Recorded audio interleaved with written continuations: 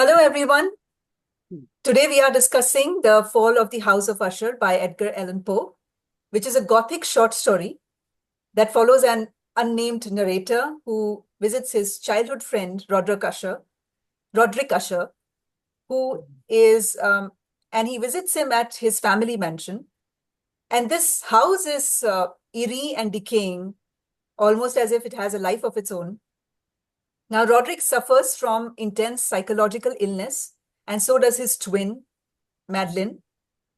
So when Madeline apparently dies, he buries her in the family vault, which is beneath the house. But but it turns out that she's alive. She has been buried alive. Mm. So she reappears, and that leads to her and Roderick's death in a final moment of horror.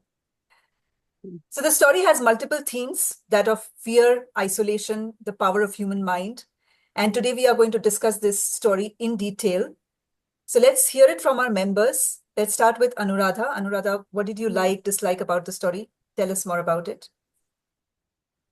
Okay, so I have read some of these Edgar Allan Poe stories and realized that there is some common elements in all of them, and mostly it is the psychological uh, problem the main character always has, and there is something to do with death. Somebody is trying to kill someone, and maybe somebody has buried his sister alive in this one. And so these are some common elements, and also the atmosphere of the writing, like low and depressing clouds and all. It's very story is always depressing, and these are some common elements in his writing. So yeah, I enjoy it occasionally, but I don't like a lot of these kinds of story, gothic and horror stories. So yeah, like while reading this, it was interesting, like what's going to happen. You are interested in it, and also that this there is some one thing that I found, that this uh these doppelganger, both of them were twins, and this is also a theme in Gothic literature, mostly. Like this is also a symbol. In many stories, there are twins, and there is something evil and something uh, sinister going on between them. So these are something that I noticed, and also the house. The house also symbolized their decay of his minds, the Rodriguez mind, that the how the house was decaying along with that man's mind. And Madeline, we do not exactly know what was wrong with her. There was some illness which was incurable, but this man's mind was that he had some illness, because of which he was very sensitive to sense. All senses were very sensitive. So that's why he could feel a lot. And because of that, his mind was deteriorating, and which also symbolized the way. And in the end, when he died, and the Madeline and him, he died, the house also collapsed. That was something like that's why it was a symbolism related to the house, that house was also decaying along with them. And the theme, I think the theme could be that a person's mind can create a negative situation just through their fear. If even if there is nothing negative in someone's life, they can create just by their fears. So yeah, that was the, like something that I got from the story. Yes. Huh. And it also brings up the point that how in a company, if you stay in a Mm, prolonged company of people who have this kind of mm. negative mindset, it affects you also. You Yes. can't escape them. Yes. But I always find that in his story, all his stories, there is some person with the psychological problem. But that, like, what is the reason? Mostly, maybe I think it's loneliness. Okay. In all of his stories, there is loneliness. There, for example, the Telltale Hearts, there were father and son. Ah, If you have read it, huh? I heard the So story. Yeah. you have heard of story, huh? And then there was the cask of, Yeah, that I I don't. have I read Ahmed Castle Chaldo, huh? Mantiaro, That, yeah. So that also I've read. So in that also he was like, but in that though there was just some vanity. Because of that he wanted to kill his friend. So, Yeah. but what is the cause of the deterioration of the mind? I don't know. I was thinking about that. Like, why all his characters are like that?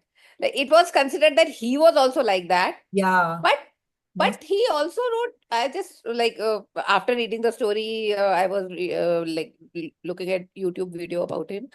So he also wrote humorous stories. he has Yeah, written, Edgar yeah. Allan Poe. Yes. I don't know. Yeah. Okay. Yeah. All So right, that's it. let's hear Yeah. from Ajay what Ajay has to Mm. contribute. What did he think about? Yeah. Yeah. So, I read the story two times. I think it's a very powerful expression of writing. So I did something different. And in today's world, I think uh, everyone has like kind of different views about it. But I wrote to ChatGPT asking for, after I read the story two times, asking it to tell me what were the specific attributes of Edgar Allan Poe's craft, which I should look out for as a writer. Mm. And so this is not my, bright Mm. ideas coming up. I just wanted to make sure of that. Some of them I did, kind of think about, but not in this structured manner. But after others go through it, maybe I could give some of those thoughts because they've helped me to think about writing in a different way. If you want me to give it now, I could do it now. But because they're not all my original thoughts, I thought I'll wait if you would like me to do. Mm. Yes, we can Yeah, have yeah, sure. Yeah. Yes. opinion from I want to everyone and hear. then Yes. When you will tell it, your thought will also come with ChatGPT. Don't worry. no, but what was your personal analysis, Ajay? Yes. No, so for me, I think the one thing which I picked up and which I think got further enunciated through all the research that I did was that, I always thought of horror and uh, things which are describing something which is gory, putting someone in a vault in the house in the basement. I always thought of that writing in a certain way. I thought of it using words of a certain kind. I thought of words having violence in them. But I think what this writing gave me was the thought that you could create so much horror without using horrible words. And you could, that's the craft, and Yes. that's what really Yes. amazing. Yes. True. True. Something that will not give you sleepless night, but still Yeah, you would want to read it. There's no Yeah. blood or gore in this, right, right. but still, it's horrific. So I think that challenged me to think about, whatever I might write, how, of course, show and tell, show don't tell is one thing, but here it is, kind of create, The word choices, I think, like that no, he create makes. create a characterization which is so deep without Uh, using too many words, and definitely mm, not using gory or violent words. So that was mm, my pickup from this story. mm. But I'll come back Yes. after. Okay. Yes, we would like to hear what Mm. GPT Yeah, uncle says about the I'll story. put it in the text also in over here as well. Mm. Mm. Yes, certainly, yeah. Vishaka, would you like to go next? Yeah, sure. So I don't read a lot of Gothic literature, particularly these days. I, try to avoid reading it, I would say. But I really enjoyed. I think I agree to what Ajay just mentioned, that the choice of words here is so amazing. I mean, I have marked so many sentences while rereading the story. So I liked how he has put these powerful ideas in some very simple words. Like you get a sense of doom just reading those lines. You get a sense of the extent of sadness that that person would be feeling in his heart through the words. I'll give you an example here. Um, just a moment. Yeah, I'll just pull my dog. Yeah, I think I've lost where I'd marked, but yeah, even the beginning, it was a dark and soundless day near the end of the year, and clouds were hanging low in the heavens. So from the very beginning, you get a sense of the setting, and you get into that mood of doom and there's darkness and there is, it's the tone is set from the very beginning. So I really enjoyed that. I think and the way he describes the house, I think the house uh is sort of a character in itself, because we see what is happening to the house, and I could also see that the relationship what Anuradha mentioned about, the house personifying the condition of the mental condition of the siblings, the twins. So I think that came out really well. I mean, how there were things happening to the house, and um God, I can't find those. I had actually underlined a few sentences which I really liked. I think especially it was in the second part after they bury Madeline. When they go back up, they talk about the house and how it has not yet decayed, not yet decayed, but there are signs of something going wrong. Oh yeah, it was the ending of the first half, where they say the thick door was of iron, and because of its great weight made a loud, hard sound when it was opened and closed. And when they go up, I think there is no, no, not this line, but the idea of when they go back upstairs, it's even more darker than what it was in the vault where they bury Madeline. So yeah, like the words like those are very impactful. Um, Also, so I was reading about the story after I, read it, and they say that Edgar Allan Poe was inspired by a German story. Which is called Raubschloss, and that was the inspiration for this work. So I've not read the original one. I would read it. I'd love to read it because that is interesting.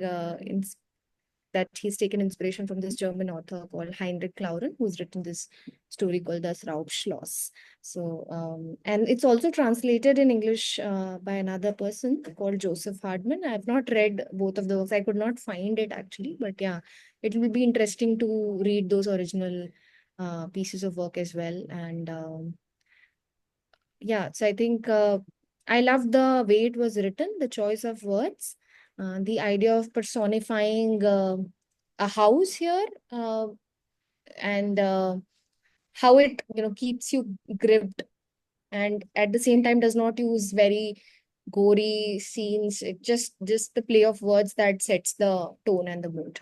Yeah, that's it from my side. Thank you, and I'd love to hear what others have to say about it. Thank you, Vishaka. Yeah, I agree. The language is, I mean, beautifully placed and it's very descriptive. Prachi, can we have you next? Hello. Yeah, after a long time, I again read some short stories.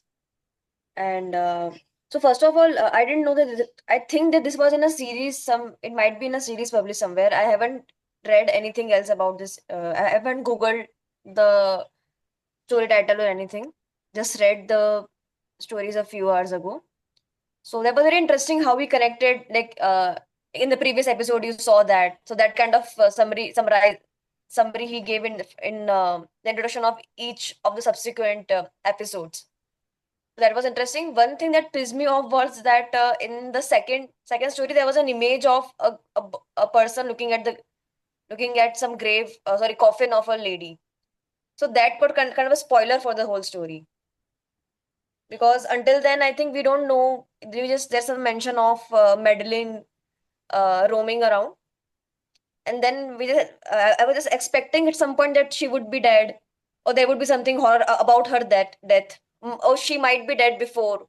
So that was kind of a spoiler. I don't know, the publication plays why the publication plays that story. So because of my mind kept on going back to that image, that what was that representing. So that was unexpected that she would be dead and there was something related to her. And I really like that how Sorry to interrupt, Prachi. Where was this mentioned that the lady was looking at the grave and no, there's an image in the second episode that Usher is looking at the coffin of Madeline. Acha, okay. I missed it. So Yeah. that was a Okay. spoiler, I think. All right. And I loved how, without using, like everybody has already mentioned this, without using much of descriptive words, like it's very gosh or eerie or something. He just describes that the house looked like it was very sad or something ancient, or was ki the windows look like eyes, hollow eyes. And also he finds some kind of similarity in his friend Usher. So that was, and using sentences that really crosses the goosebumps voice, like that the windows he knew, he knows about walls and windows since he was a baby, but now all these normal things are making him creeped out. So that was really remarkable at how he plays that, because it often happens like this only, not like in horror movies that there's kind of very huge setup. Whenever we are scared in our own home setting or somewhere else, this is the kind of thing that scare us after a horror movie or something. And even the normal things became very, very creepy. You would be afraid to look into a mirror, or you would feel that there are shadows on the wall. That kind of thing was very impressive. I really enjoyed this one. This did not live. This short story did not leave much to our imagination. I know that he didn't describe in detail the cause and the whole story, but as I have expressed before, that I really hate stories that leave the conclusion to the readers. We keep on thinking that what could have happened. So much, there was not much of symbolism here. We would go back to the story again and again and read it. It was a really, I mean, I read it in a single breath. That kind of story it was, wanting for more, catching on to the more words. So I might have missed the nuances of his writing or something, but I found it a great read. Very interesting, very thrilling. I agree. Even I found it very interesting. I mean, you can just sit and read it in one go. So Yes. it was that kind of a story. I agree. Yeah. Okay. You want to add something more, Prachi? No, no, I'm done. Thank you. All right. Okay. Okay, Nibras, would you be able to speak?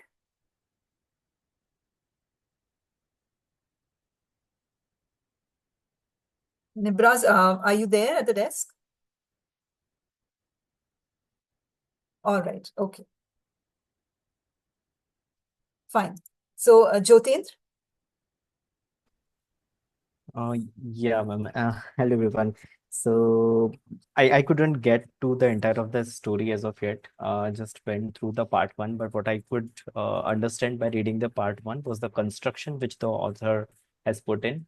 So far, like the feeling which I have received is that he is entering some kind of horror like horror scene like that.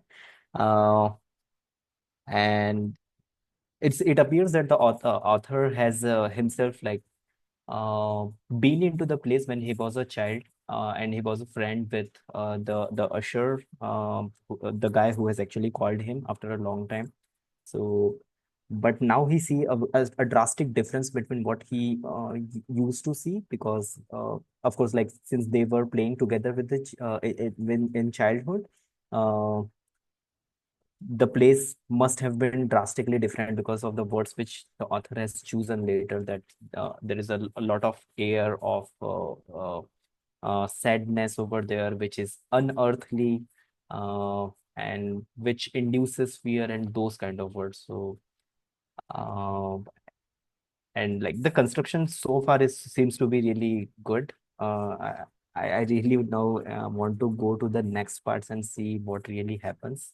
Uh, but yeah, like this is it for me. I couldn't get past the part one as of now. Okay. Okay. So you haven't read the second and third part. All right. Not yet. Okay. Okay. All right. So by the time Nibras gets back to us, I remembered the only Gothic fiction that I've ever read so far is Wuthering Heights by Emily Bronte. And the story did remind me of that description that she uses, although Bronte's description was way more elegant in terms of the Gothic elegance. It was more to that particular story. Here, I felt Edgar Allan Poe's, I remember reading one more story, The Cask of Amontillado. And in that story too, he uses the vault, the element of vault. There's this man who traps, he convinces his enemy to go down into the vault, and there he traps him forever. So this concept was the same, that there too, the description of the vault has been kept as eerie as in this story. But I felt that in that particular story, the vocabulary was more rich, and that one was more formal. It was more theatrical. I mean, it did have the Gothic elegance, but it had that dramatic flair of, Shakespearean dialogue. But this story was very plain, straightforward, more fluid, more modern, more accessible, and atmospheric, because he uses description to only set the atmosphere. The vocabulary is not that complex or rich. So the previous one, The Cask of Amontillado, is it's a little more, I mean, it's a bit harder to grab on the first read. This one was like very fluid. That's the only difference I could point out in the two stories. I don't remember reading Poe much, but yes, as far as Gothic fiction is concerned, this is the second one that I found interesting, other than The Wuthering Height. So yeah, that's it from my side. We have Nibras to speak. Nibras, when will you be free? I think she's busy. So by the time I'm just okay, all right. Okay, yes, Ajay had to discuss the GPT points. Yes, thanks for reminding me that. Yes, Ajay, please go ahead. You're muted. Sorry. So I'm going to send I've just put it into a Word document. So I did a series. So the whole thing about AI is that the way you prompt is what you get, right? So I wrote a series of prompts which wanted, Claude is the GPT that I used, the model that I used. And I asked for comments in the craft, and I asked for a prompt at the end of each comment to help us practice. So that's the two things I did, and I'll put that in a document and send. But I'll just talk about these right now, the ones which really struck me. So, one of the things which it pulled out for me was this whole concept of purposeful foreshadowing. So, where really early elements like the structural crack, Usher's premonitions, they plant the seeds for later developments. So they apparently create cohesion rather than coincidence. So foreshadowing serves multiple purposes: symbolic, thematic, and narrative. So that was something which I found very interesting. And Claude has given many examples of it. You can look at in detail. That was one craft element I found useful. The other thing I found very useful was this whole concept of embedded narratives, where there's a story within a story, and which creates apparently a lot of uncanny parallelism and accelerates tension. So the narrator reads this mad tryst, which is a fictional stuff which he creates, which is really something which allows the reality to shape very differently. So, and also in that, when he reads it, the stuff that he describes in that story within a story apparently also is happening in the house. So when they hear a cracking sound, when he reads of Ethelred breaking down a door, they hear a cracking sound. When the dragon in the story shrieks, they hear a similar cry. When a shield falls with a clang in the story, they hear a metallic resonance in the house. So this I thought was very interesting, and again something worth thinking about. The other aspect which I found was very interesting was again this whole thing about pacing your narrative. So how to strategically pace. And apparently Poe builds tension gradually through carefully calibrated escalation, parceling out revelations with precision and strategically withholding information. So, I thought that was again very, very, very interesting. Yeah, these were some of the thoughts which came up. Also, I think an aspect about reader psychology manipulation. So, by making readers hold competing interpretations simultaneously. So that was interesting, where he says Poe's description of Madeline demonstrates strategic withholding. There was blood upon her white dress, and the signs of a terrible effort to escape were upon every part of a thin form. So he provides enough detail to simulate imagination, but leaves readers to kind of conclude on their own. So this again was something which I found interesting. Yeah, so this was what came up. I personally feel that just giving all of us being writers, the nature of our prompts will be very different, and what we ask can collectively create a very interesting critique. So I've put it in chat. Those of you interested can download the document from there. Yeah, so I'll also I'm downloading it, and I will be sharing it in the group as well, Sure. because the points are very interesting. I have a little confusion about the point you mentioned before, the reader psychology manipulation. What was that? The foreshadowing one? No, that was the first one. The point before reader psychology manipulation. The pacing. Is that the one? Pacing, I think after that, strategic pacing के बाद Yeah. वाला. Yeah. Strategic pacing के बाद में मैंने ये बोला, उसके बाद I said reader psychology. उसके पहले I There was spoke about, something I missed in between.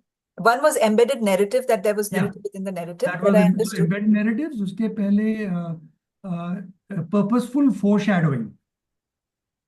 Yeah, that was the very first point you mentioned. Yeah, that was the first point. Then उसके बाद I spoke about embedded narratives. Then I spoke about the pacing, the strategic pacing, and then I spoke about the final one was reader psychology. Acha, okay. Yeah. All right. So maybe I noted all the points. Yeah. So what were the prompts that you gave, Ajay? Because I'm very curious. The first. Let me just describe them to you. Just a second. Yeah, sure. Yeah, one of the things I've been doing, and I haven't done it this time, but I keep taking snapshots of the prompt to get people to also help me, give me feedback. Exactly. Yeah. So first prompt was, give me 3 critical concepts from the story which can relate to writing craft, especially character development, context, scene, and dialogue. Then uske baad, after he gave me stuff, then I said, sorry, I have to just move my dog out. Just give me a second. Yeah, sure. No problem.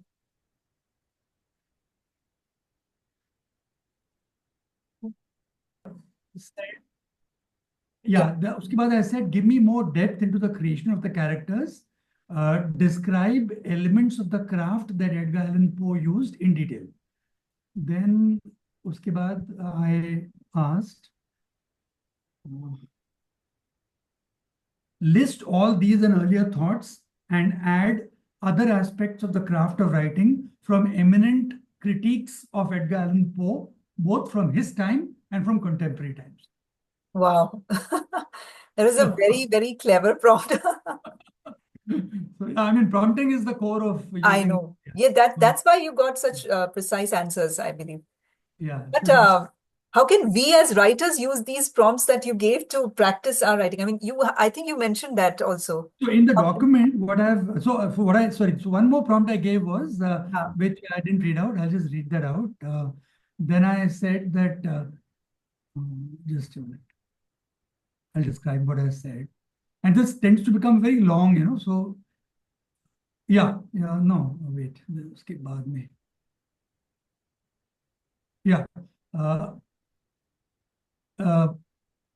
Behave like an aspiring writer, learning the craft, and give recommendations as a prompt to practice writing like Edgar Allan Poe. Wow. Wonderful, yeah. So that's what you have in the document. Okay, can you give 1 or 2 examples? What responses I'll just it gave to you? open the document. Just a second. Yeah, so one of the comments about craft is setting as psychology. So Poe transforms the house of Usher into a character with agency, not just a backdrop. The physical environment, crumbling architecture, oppressive atmosphere, reflecting mood, externalizes the psychological states of characters and embodies thematic concern. So in that writing prompt, describe a house or apartment that reflects your protagonist's deteriorating mental state without directly stating their emotional condition. Include at least 3 architecture details that symbolize specific psychological issues they're facing. So that's like we can improve on the prompt by, yeah, that could be actually interesting to, in all the various groups that we are part of, to see whether there are people interested in using AI like this, because I think it gives, it's like, having a home teacher, right? Home teacher, I know. 24/7 teacher who is available all the time. Exactly. People have been criticizing it for, for the I writing, don't know why, but there because are, I use every tech that makes itself available, and I think it's anyway, your voice is your voice, and people will read through when you copy, and so that's how I see it. yeah, but for interpretation and for giving us these exercises, I think it's an excellent tool. Yeah, Anyways, you are going to reach out to the editor to ask, so why not use the exactly. Yeah, free yeah. resource availability? Yeah, I know. Yes. All right, great. If you could share those prompts also, did you share it with us? They're in the document. Can you see that I put Acha, it down? okay. I Yeah, didn't it's in the open it. document. Every aspect of craft is connected with a prompt. All right, okay. That's very helpful actually. I'll share it, put it in the group. Sure. Great. I think you did it for the last story also. I can't remember. I think it was the fruit of the woman. I think, yeah, that's right. Yeah, Correct. yeah. That Yeah. was also very helpful. Yeah. Okay, great. Nibras will, I think, take more time. No, it's fine now. You're available? All right, great. Go ahead, Nibras. So I read the story quite some time ago because I forgot when we had the meeting. I thought it was last week. So I wrote down the review before that and I read it before that. So I don't remember all the details of the story. I read the story. I found it. It was recommended on a YouTube channel. If anybody knows it, Jerry Jenkins has a YouTube channel. He recommended it. I saw his video on short stories, and he recommended some short stories that people who want to write short stories should read. And these were some of the ones that he suggested as his personal favorites from the classic literature. So I've also never read any Gothic literature before that, and I have deliberately not read Edgar Allan Poe. I'm not a fan of the horror genre. And when I heard that he writes even poetry has this Gothic elements, I avoided it. But then it came up in this list, and I decided to give it a read. So as far as the content of the story goes, there's nothing canonically horror in it. I mean, there's no ghosts, there are no zombies, nothing like that. So it's all happening to normal people. But the way it's presented, that is, I guess, what is significant. And I think the person who recommended it also said that with Edgar Allan Poe's literature, the way he sets the scene, it's a very good exercise to read his works and see how he sets the scene. And like Ajay, I think, mentioned about the pacing. So these two things combined, the setting up of the scene, creating that eerie atmosphere, and not using those powerful words as many people before have pointed out. And then also being able to maintain that pacing so that when you read the story, you get almost this feeling of watching a movie unfold. You're feeling things the same way, even though you're just reading a story. So there was that one thing. And the other themes that others noticed, I noticed the same thing, how the house is kind of evolving in the same way as the siblings are evolving, how it mimics their mental state. And from the get-go, like from the time that the story starts, Poe starts painting this eerie picture, a very dark picture. Everything is gray. And there's one thing that I don't remember. Did he mention in the story that the twins looked alike? That was mentioned when they are burying Madeline in the vault. Okay. That's when the narrator notices that they look alike. I think that was the time. So I don't know if he mentions they're identical, because that might have been a potential plot hole, because I'm a biologist, so I got this one. Identical twins are usually of the same gender. Oh, is it? Okay. So if they were identical, they couldn't have been like a man and a woman. So that was one thing. I don't know how accurate I am in that. Maybe he didn't mean to say that they were identical twins. Then another thing I wanted to ask, since we were talking about Chat GPT and giving a critical analysis of this story, I feel like since we have been doing these short story discussions, I feel like it helps if we read critical essays on classic literature or classic short stories. And a lot of criticism is available. So I don't know where can I get like good critical essays on these short stories. So if anyone here would like to recommend some resource to me where I can read some of the critical essays, that would be very helpful to me. So for me, it was mostly this, the way the story is the build up of the story, the pacing, how the setting, that was what I wanted to learn from the story when I picked it up. I wanted to learn how to set the scene. And there was this part in the story when the protagonist, he's living with Usher, Roderick, he's living with him, and as the story progresses, Madeline dies, and then there is this phase, sort of building up to the climax, when the book that he reads, the things that are happening in the book, they seem to mimic the things that are happening to them in real life. There's a sound in the book, and there's a sound in the house that they hear, till the time that Madeline shows up at the door. At that time, the protagonist is reading a book, and the things that are happening in the book are happening to them in real life. So, and he, by the time he gets to that point, he also talks about how after Madeline supposedly dies, Roderick starts becoming worse. His mental health becomes worse. And then the types of books that he reads, the type of music that he listens to, it all starts becoming very macabre. And then it starts having an effect on the protagonist also. So that was a very nice way that he had talked about what you said, that when we associate with people who have a particular kind of a mental outlook, it rubs off on us. So that was a good representation of that. So that was all that I took away from the story, and I just have that question on critical essays. If anyone has anything for me. Yeah, I just put in a tool you can use. All of these tools you can use, but one particularly good one is called Perplexity. I use that a lot. Okay, thank you. But we can find more journals, literary journals based on, as you mentioned, because they are humanized interpretations. So maybe some. Journals, I don't know about the journals for literature, because I know about the journals in biology. We have things like impact factors. The higher the impact factor, the more credible the journal. So I know nothing about the names of the journals which are more credible when it comes to literature. So if anybody can tell me, that will be helpful. Indian literature sometimes has those analysis, but I'm not Okay. sure about this particular story. But there are a short story and classic literature analysis on the website, on the magazine, Indian Literature magazine. Okay. You Thank can you. maybe check that out. Yeah. Thank Hi, you. Kulesera. Good evening. Great to have you with Hello, us again. Sneha. How are you? I'm sitting outside. Actually, I just thought I'd join and listen to what you all have to say about the story.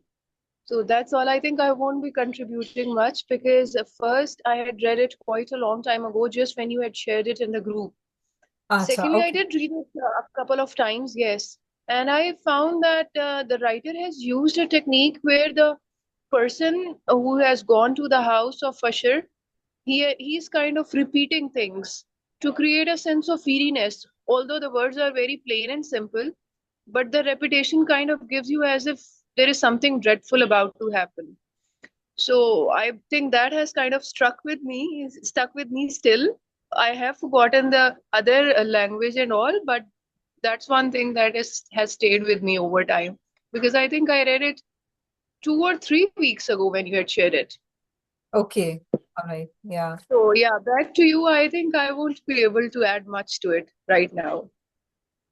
No problem. Yeah, the foreshadowing that you are talking about, Ajay mentioned that in detail. He explained how, he has used foreshadowing in his story and how we can, as writers, develop it.